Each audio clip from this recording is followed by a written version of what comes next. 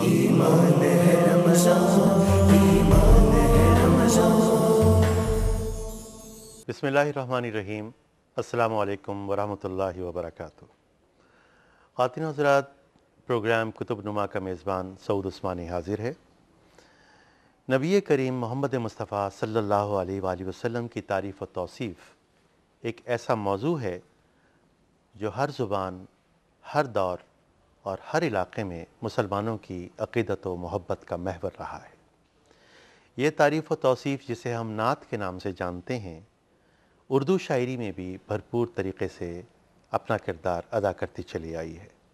ہمارے آج کے اس پروگرام کا موضوع کوئی ایک کتاب نہیں، بلکہ وہ تمام نعتیہ مجموعے ہیں جو قیام پاکستان کے بعد اشاعت پذیر ہوئے ہیں۔ آج کے پروگرام میں ہم پاکستان میں لکھے جانے والے نعت کے عمومی خط و خال پر بات کریں گے، اور اس پروگرام میں ہماری خوش قسمتی ہے کہ ہمارے ساتھ تشریف فرما ہیں معروف نعت خواں اور پرائڈ آف پرفارمنس جناب سید منظور الکونین صاحب۔ سید صاحب، میں اس پروگرام میں آپ کو خوش آمدید کہتا ہوں۔ شکریہ۔ سید صاحب، سب سے پہلے تو میں چاہوں گا کہ آپ کی اس موجودگی کا فائدہ اٹھاتے ہوئے اس موضوع پر بات کرنے سے پہلے کچھ نعت آپ کے ذریعے ہم سماعت فرمائیں اور کچھ نعتی اشعار آپ عطا فرمائیں۔ پہلے تو ذکی کیفی صاحب کی نعت کے 3 شعر آپ جی خدمت پیش کر رہا ہوں۔ ارشاد۔ قسمت سے مل گئی ہے قیادت حضور کی، اللہ کا کرم ہے محبت حضور کی، قسمت سے مل گئی ہے، بھر لی ہیں ہر گدا نے سعادت سے جھولیاں،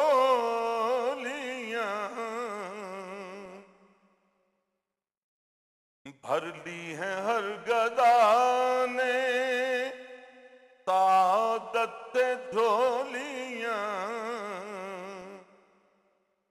نگری رہے ہمیشہ سلامت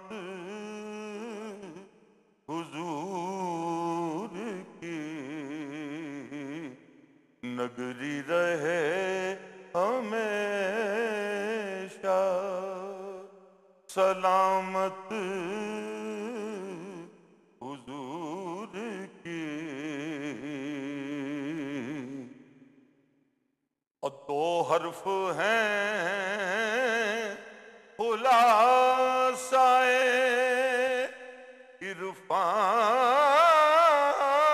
عرفان و آگہی،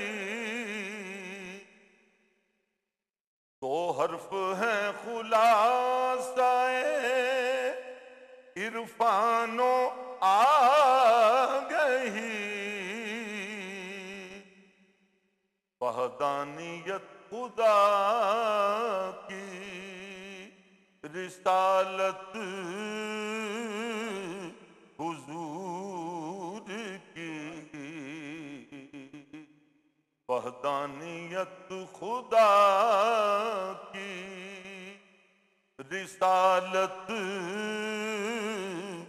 حضور کی، قسمت سے مل گئی ہے قیادت حضور کی،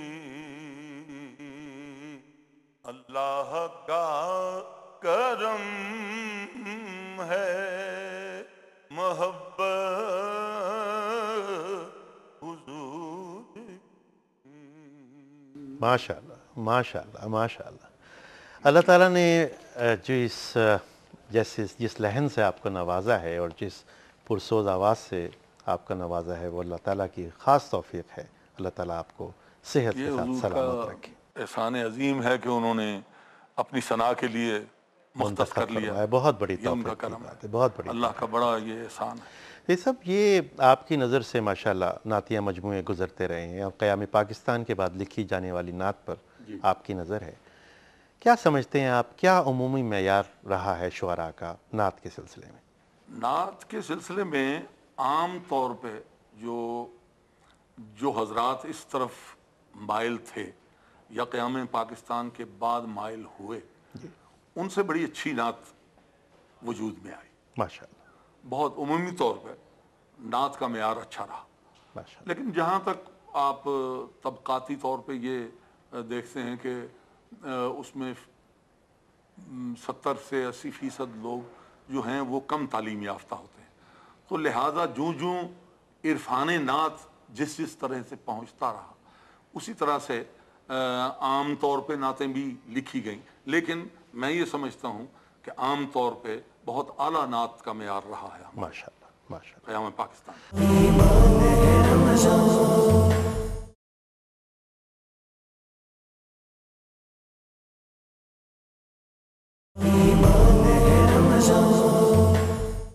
اچھا, ایک بات جس کے طرف بعض لوگ اشارہ کرتے ہیں کہ نبی کریم صلی اللہ علیہ وسلم کے خصائص کی طرف تو نعت میں جی ہاں, بہت بات ہوئی, ماشاءاللہ یہ بھی بڑی توفیق ہے. صحیح. لیکن اسوہ رسول صلی اللہ علیہ وسلم پر ذرا نسبتاً توجہ کم ہوئی ہے. وہ آپ کیا سمجھتے ہیں اس کی کیا آپ نے اہمیت؟ بالکل صحیح بات کی. میں نے وہ جو کم تعلیم یافتہ طبقہ جو ہے اور لیکن اسے اللہ اور اللہ کے رسول سے محبت ضرور ہے, ماشاءاللہ.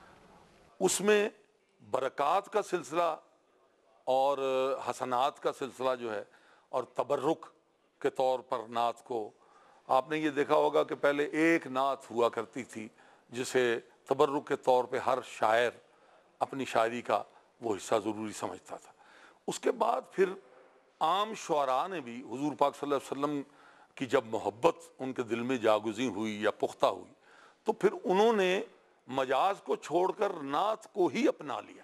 ماشاءاللہ. کئی ایسے ہمارے ہاں آپ کو مثالیں ملیں گی جن میں حنیف اسدی صاحب ہیں, ماشاءاللہ. وہ بہت ٹائی کوٹ پینٹ اور ہیٹ لگا کر انہوں نے اپنی سرکاری زندگی گزاری, لیکن جب وہ نعت کہنے پہ آئے تو انہوں نے بالکل اپنا آپ تبدیل کر دیا اور عشق محمدی صلی اللہ علیہ وسلم میں وہ اس طرح سے اپنے آپ کو گم کیا انہوں نے کہ نعت کے سوا اس کے سوا کوئی اور شعر ان کی زبان پہ آئے ہی نہیں. ماشاءاللہ. تو ایسی بھی ہے کیفیت.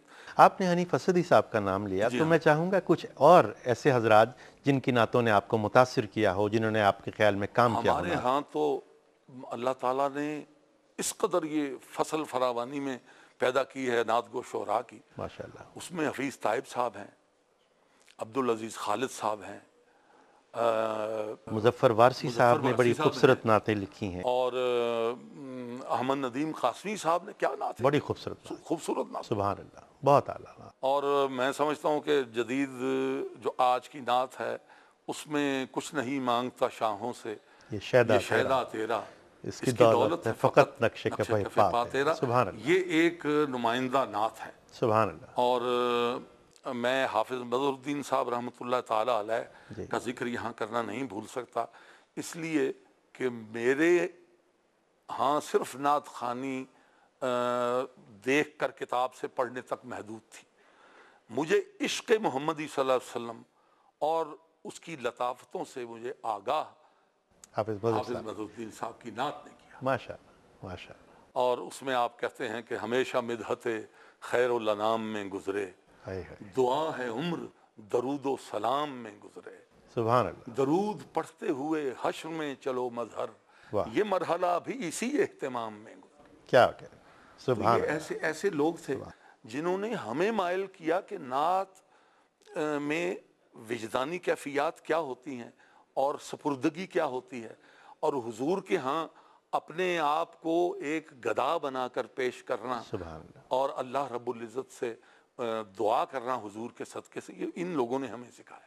اچھا یہ فرمائیے کہ کیا تقاضے ہیں احتیاط کے نعت گوئی میں بھی اور نعت خوانی میں بھی, یعنی نعت گو کو کن تقاضوں کو ملحوظ رکھنا چاہیے؟ نعت گو کے لیے مشکل مقام یہ ہوتا ہے کہ عام شعر مجاز کا جب وہ کہتا ہے تو اس کے لیے بڑا وسیع میدان ہوتا ہے, اب ان تمام تر مضامین سے وہ ایک نعت کے مختصر لیکن لامحدود رحمتوں کے اس جلوں میں آ جاتا ہے، تو اس کے لیے اسے لفظ اور حرف جو پاکیزہ ہیں ان کی تلاش سبحان شروع اللہ، ہو جاتی ہے۔ سبحان اللہ۔ اب جب یہ تلاش تھوڑی کمزور پڑتی ہے تو وہاں پہ ایک مجاز کا اور اس کا سلسلہ آ جاتا ہے جہاں پہ اس کو احتیاط لازمی ہوتی ہے۔ اس کے لیے مطالعہ بڑا ضروری ہے، اور سیرت نبوی صلی اللہ علیہ وسلم سے اور قرآن مجید سے جو وہ ہے وہ بہت ضروری اس کا وہ ہوتا ہے۔ عبد اور معبود کے درمیان جو ایک رشتہ ہے اس کو ملحوظ رکھنا بہت ضروری ہے آپ کے خیال میں؟